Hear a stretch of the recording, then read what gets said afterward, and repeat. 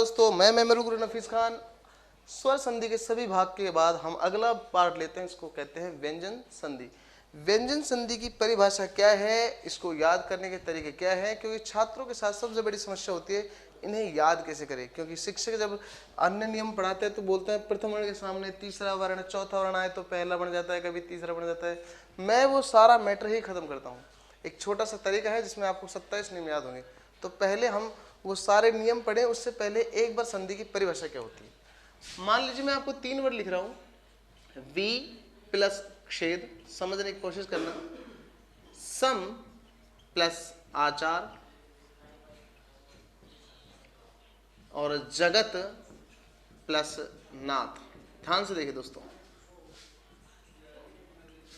संधि की परिभाषा को पहले स्पष्ट होना चाहिए क्या होता है व्यंजन संधि, आखिर है क्या।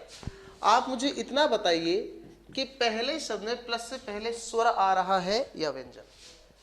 तो निश्चित है इसमें वी ई की आवाज आ रही है, तो ये तो हो गया दोस्तों स्वर, ठीक है। और प्लस के बाद छ आ रहा है, तो ये क्या हो गया दोस्तों, व्यंजन। पहले में हुआ स्वर के साथ व्यंजन का मेल। दूसरा है सम, मैं तो हो गया व्यंजन, क्योंकि दोस्तों ये व्यंजन इसलिए क्योंकि इसमें स्वर नहीं है। सामने प्लस के बाद आ रहा है, तो ये क्या हो गया, स्वर। इधर देखिए ये व्यंजन, तो ये हो गया दोस्तों व्यंजन। व्यंजन जिन छात्रों के मस्तिष्क में ये बात उभर कर आ रही है सर परिभाषाएं तो आती नहीं है, तो वो बिल्कुल गलत है। परिभाषाओं के प्रश्न किस प्रकार आते हैं, कंपटीशन क्लास में सुनिए। प्रश्न आएगा कि व्यंजन संधि के अंतर्गत कौन सा विकल्प सही नहीं है। फिर ऑप्शन ए, स्वर प्लस व्यंजन होता है, बिल्कुल होता है। व्यंजन प्लस स्वर होता है, बिल्कुल होता है। व्यंजन प्लस व्यंजन होता है, बिल्कुल होता है। अगर वो गलत विकल्प देगा तो वो कहेगा क्या स्वर प्लस स्वर होता है, बिल्कुल नहीं होता है। क्या विसर्ग प्लस स्वर होता है, बिल्कुल नहीं होता है। तो दोस्तों एक सीधी सी बात तो यहाँ पर ये बात क्लियर आती है कि व्यंजन संधि में परिभाषाएं देखें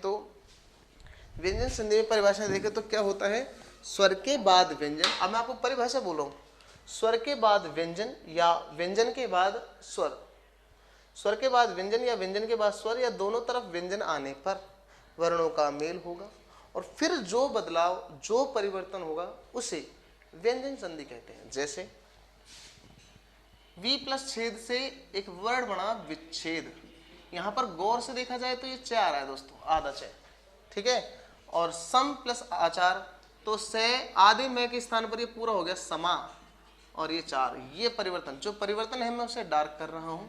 और जगत प्लस नाथ, अब ये बना दोस्तों जगन्नाथ। तो कहने का तात्पर्य यह है कि व्यंजन संधि की परिभाषाओं में ये निश्चित है कि धन के किसी एक साइड, या तो राइट में या लेफ्ट में या दोनों तरफ व्यंजन का होना जरूरी है दोस्तों, और किसी भी कंडीशन में विसर्ग नहीं होगा। तो ये इसकी परिभाषा है। अब आपने देखा होगा कि व्यंजन संधि को याद करने के लिए कई विद्वान ऐसे तरीके बताते हैं कि यदि प्रथम वर्ण के सामने अघोष आए, सघोष आए, तीसरा वर्ण आए, चौथा वर्ण आए, तो पहले वर्ण के स्थान पर तीसरा वर्ण हो जाता है। तो दोस्तों एक बात बता दूं, ऐसे बच्चा एक नियम याद कर सकता है। आपने पढ़ा होगा कई टीचरों से, एक याद कर लेता है, दो याद कर लेता है, लेकिन आज मैं आपको एक ऐसा यूनिक तरीका बताऊंगा कि 16-17 नियम आपको एक साथ याद हो जाएंगे। रिक्वेस्ट है कि इस वीडियो को आप पूरा देखिए और फिर आप चाहे व्यंजन संधि के किसी भी प्रश्न करिए, मैं आपको पूरे सॉल्व कराऊंगा।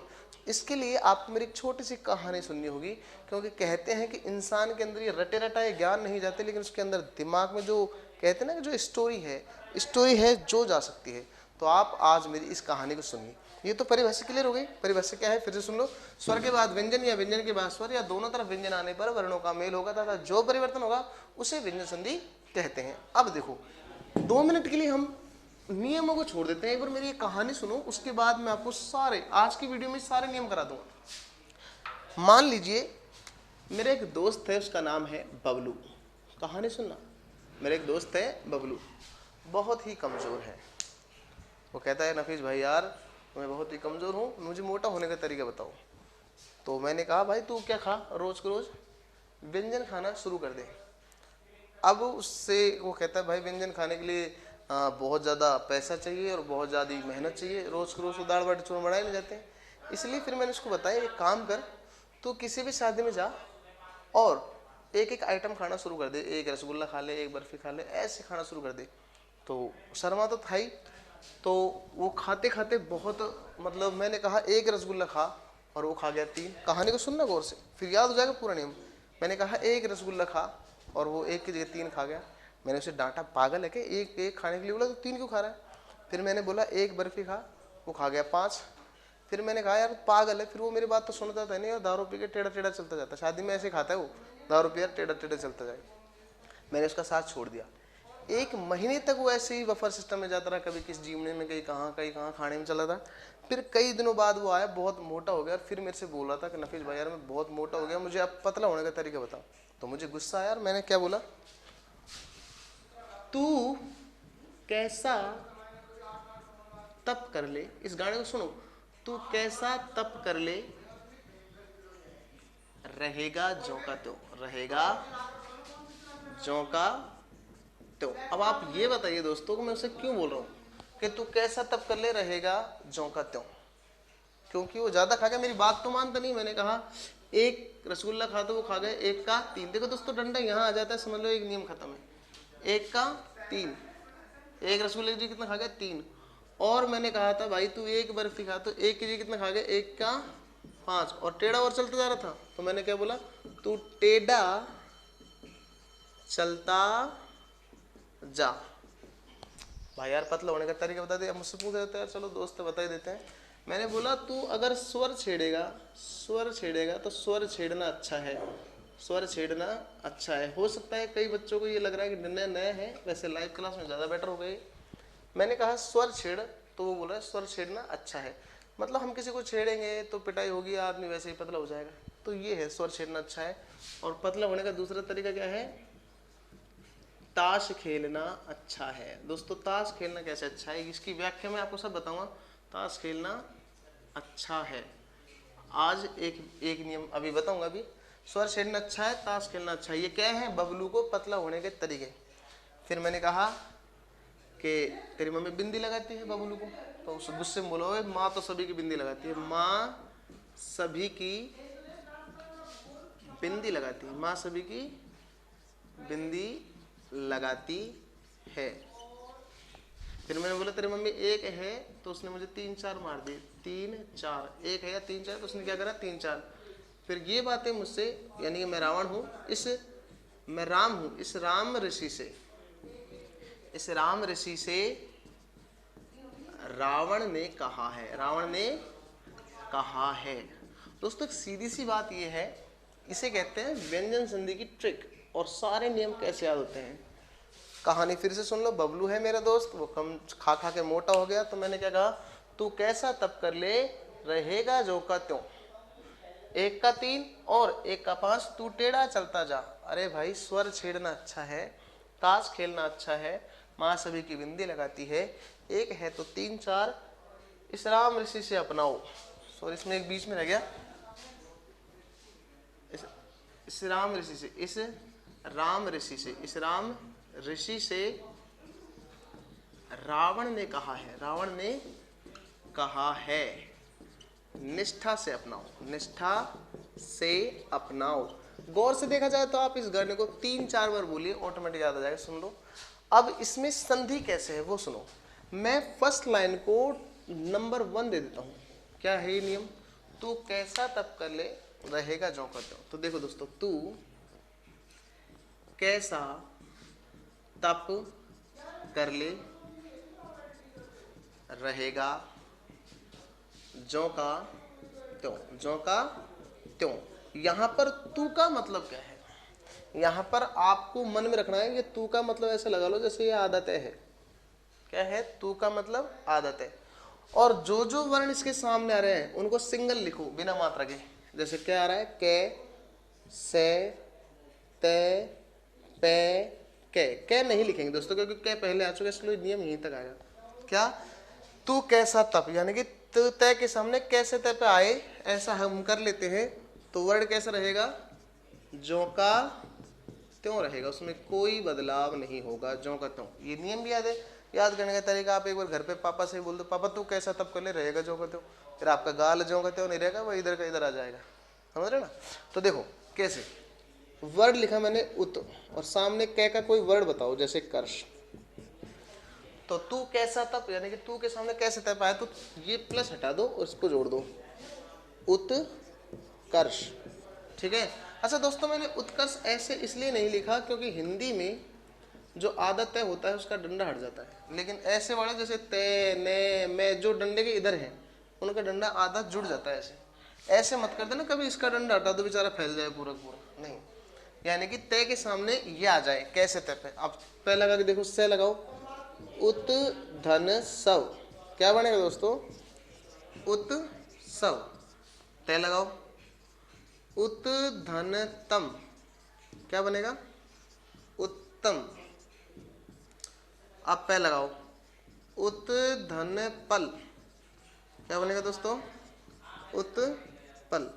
कहने का सीधा सीधा मतलब ये है कि तय के सामने। हाँ, एक बच्चे ने मुझे क्लास में, मैंने जब उससे पूछा बेटा कल का गाना याद है, तो उसने बोला तू कैसी तपस्या, तपस्या नहीं दोस्तों, उसने गाना गलत याद कर लिया। तपस्या, तपस्या में तय पे से या ये कहाँ है? इसमें अपन को जो गाना लिखा है वही याद रखना है। तू कैसा तप ही याद करना है। तू कैसा तप कर ले, रहेगा ज्यों का त्यों। ये रहा पूरा का पूरा। अब कई बच्चों के सामने ये प्रॉब्लम आती है, इसको तोड़े कैसे? तो तोड़ने का सीधा, जैसे मान लो उत्कर्ष पेपर मान, इसका टुकड़े करो। अरे सीधी सी बात है, जब ज्यों का त्यों जुड़ सकता है, ज्यों का त्यों अलग भी हो सकता है। ये लो अलग हो, उत अलग, कर्ष अलग। तो कहने का तात्पर्य, फिर मैंने एक बच्चे को बोला बेटा आगे सुनाओ, वो बोल रहा है तू कैसा तप कर ले, कैसी तपस्या, तपस्या नहीं। फिर अगले बच्चे से पूछे तू सुना, तो बोल रहा है 1 का 3 और 3 का 5। नहीं दोस्तों, 1 का 3, 3 का 5 नहीं है। जो गलतियां उन बच्चों ने की वो सुधार रहा हूँ। 1 का 3, 3 का 5 नहीं है, 1 का ही 3 है और 1 का ही 5 है। अपन को 3 तो 5 थोड़ी खेलना है, 1 का 3 और 1 का 5। और वहां पर तू टेढ़ा चलता जा। बच्चे कई बार याद कर लेते हैं तू टेढ़ा लेता है, नहीं, तू टेढ़ा चलता जा। सिंपल सा मैटर है।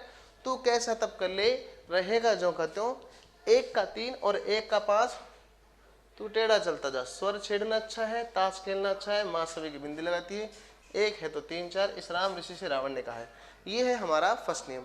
हालांकि शुरुआत में जो बच्चे नहीं समझ पाएंगे उनको थोड़ा सा टाइम लगेगा, लेकिन एक बार देखने के बाद, सिर्फ एक बार और देखना, फिर आप कोई सा भी नियम करो 100% सही होगा।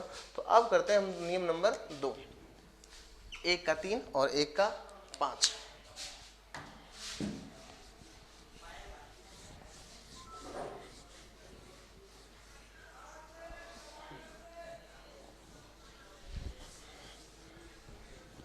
देखो दोस्तों, ट्रिक नंबर 2, 1 का 3 और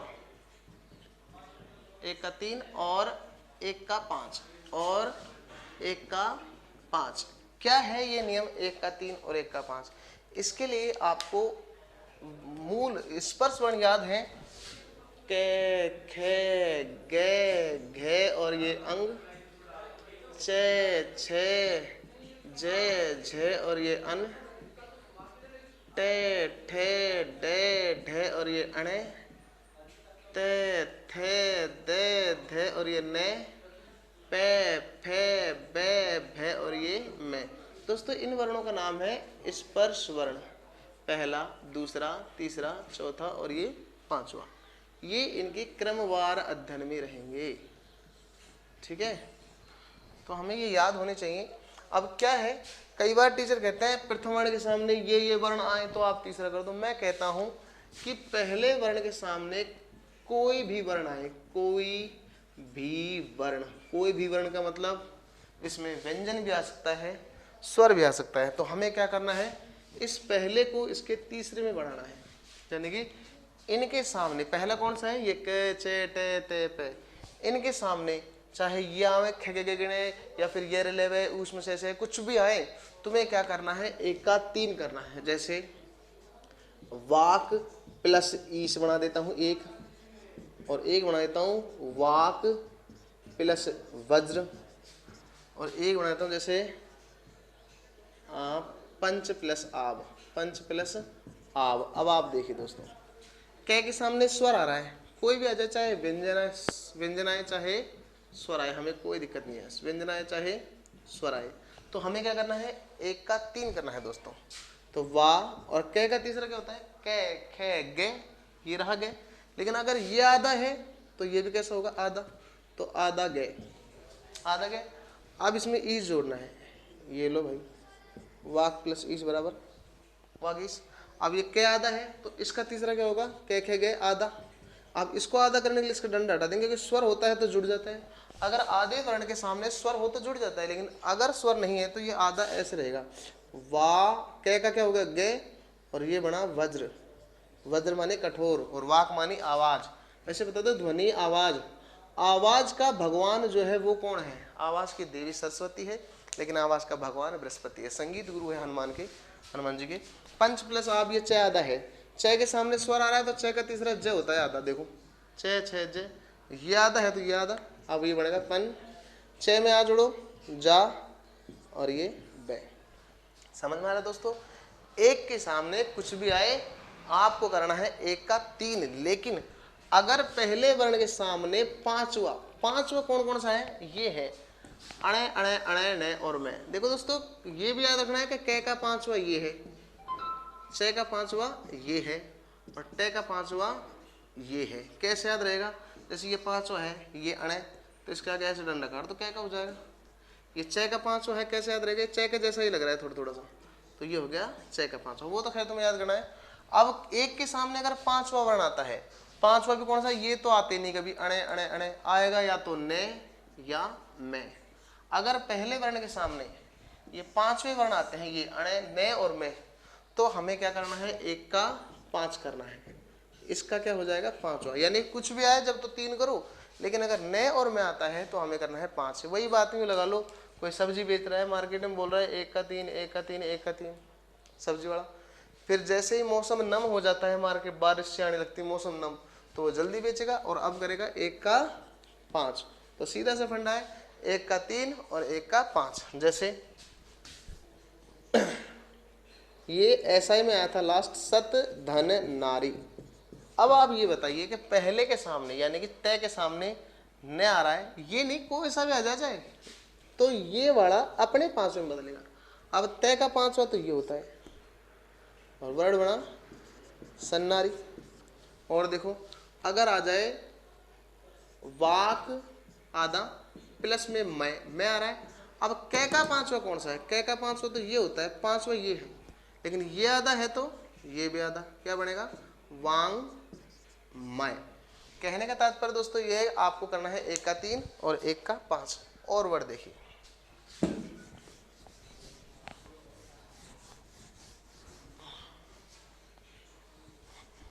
अब देखो दोस्तों एक का तीन और एक का पांच करना है।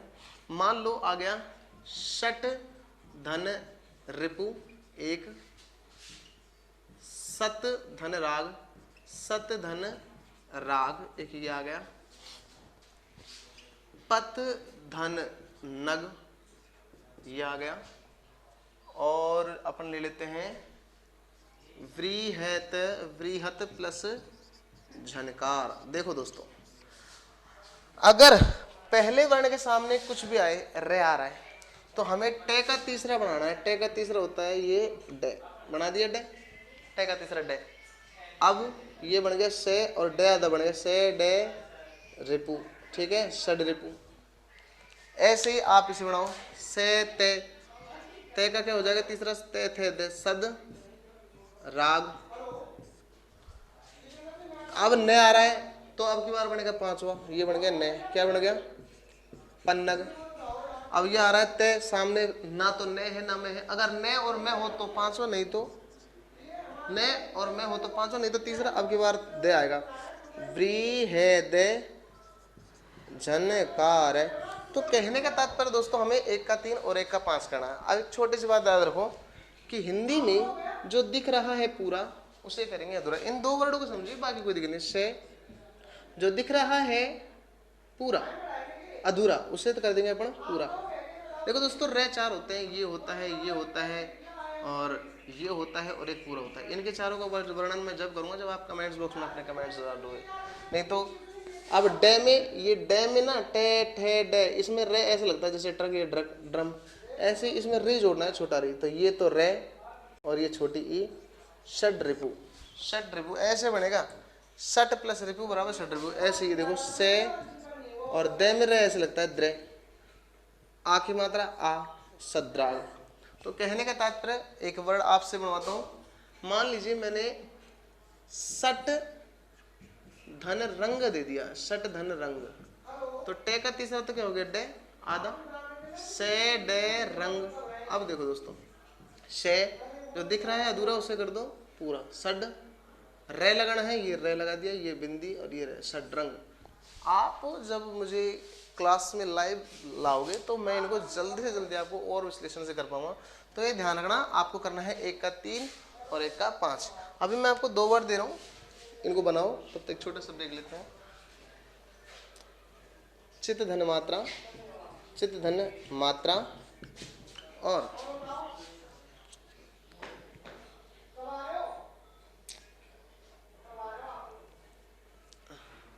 चित्त धन मात्रा ले लिया और 1 का 3 और लेता हूँ। मान लो भ विद्युत, विद्युत प्लस लेखा, सॉरी इसको छोड़ो, ये अगले नियम का है, इसको ले लेते हैं फिलहाल। तय का 5 क्या होगा, ने चिन्ह मात्रा। तो दोस्तों ये होगा, आज के लिए इतना ही काफ़ी है। धन्यवाद।